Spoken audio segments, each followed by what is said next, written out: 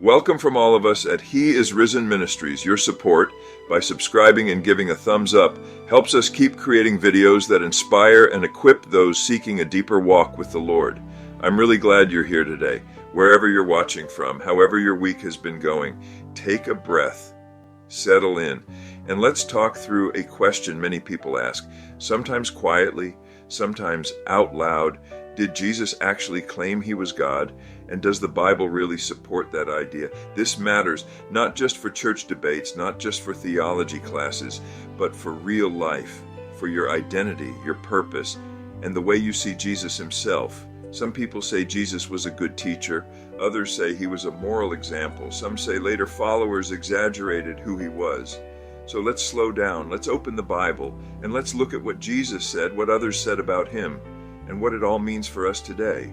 One of the clearest places to start is in the Gospel of John, chapter 1, verse 1. It says that the Word existed in the beginning. The Word was with God, and the Word was God. Then just a few verses later, in John chapter 1, verse 14, it says, the Word became flesh and lived among us. In simple terms, John is saying Jesus didn't just speak God's words. He didn't just represent God. He was God stepping into human skin. Not half God, not part God, fully human. Think of it like this.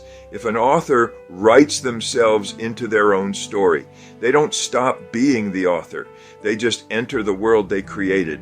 That's what the Bible is saying God did through Jesus. Now let's listen to Jesus' own words. In John chapter 8, verse 58, Jesus says something shocking. He says, before Abraham was, I am. That may sound odd at first, but to the people listening, it was explosive. I am was the sacred name God used for himself in Exodus.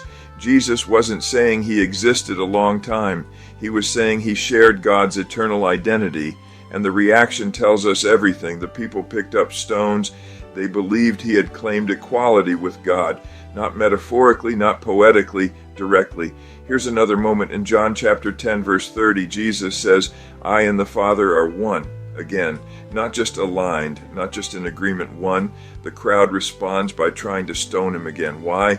Because they understood what he was claiming. They say it out loud in verse 33, you, being a man, make yourself God. That's important. Jesus didn't correct them. He didn't say, whoa, you misunderstood. He stood by his words. Let's look at another scene. In Mark chapter 14, verses 61 through 64, Jesus is on trial. The high priest asks him directly, are you the Messiah, the Son of the Blessed? Jesus answers, I am. And then he quotes a vision of divine authority, saying they will see the Son of Man seated at the right hand of power. The response, the high priest tears his clothes and says, Jesus has spoken blasphemy. Why? Because Jesus claimed a place reserved for God alone. So in simple words, Jesus didn't avoid the claim. He embraced it, even when it cost him his life. Now let's zoom out. It wasn't only Jesus saying this. The people closest to him believed it too. Thomas, one of the disciples, after the resurrection, in John chapter 20, verse 28, looks at Jesus and says, my Lord and my God. Jesus doesn't stop him. He accepts it. Paul writes in Colossians chapter 2, verse 9, that in Christ the fullness of God lives in bodily form.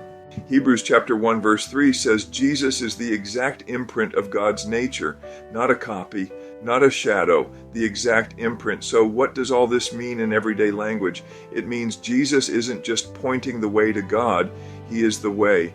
He isn't just talking about forgiveness. He has the authority to give it. He isn't just offering hope. He is the source of it. Think about how we trust verified accounts online. Anyone can claim to be someone, but the verified checkmark tells you this is the real deal.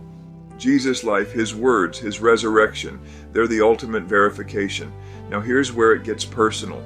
If Jesus is God, then his love carries weight.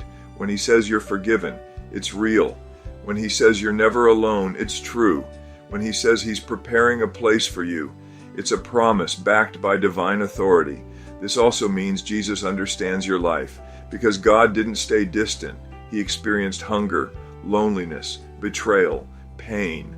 That's not a distant deity. That's a God who stepped into our mess. So here's the gentle challenge today. Not pressure, not fear, just reflection. Who do you believe Jesus is? Because if he was only a teacher, you can admire him. But if he is God, he deserves your trust, your heart, your life. Faith doesn't mean having every answer.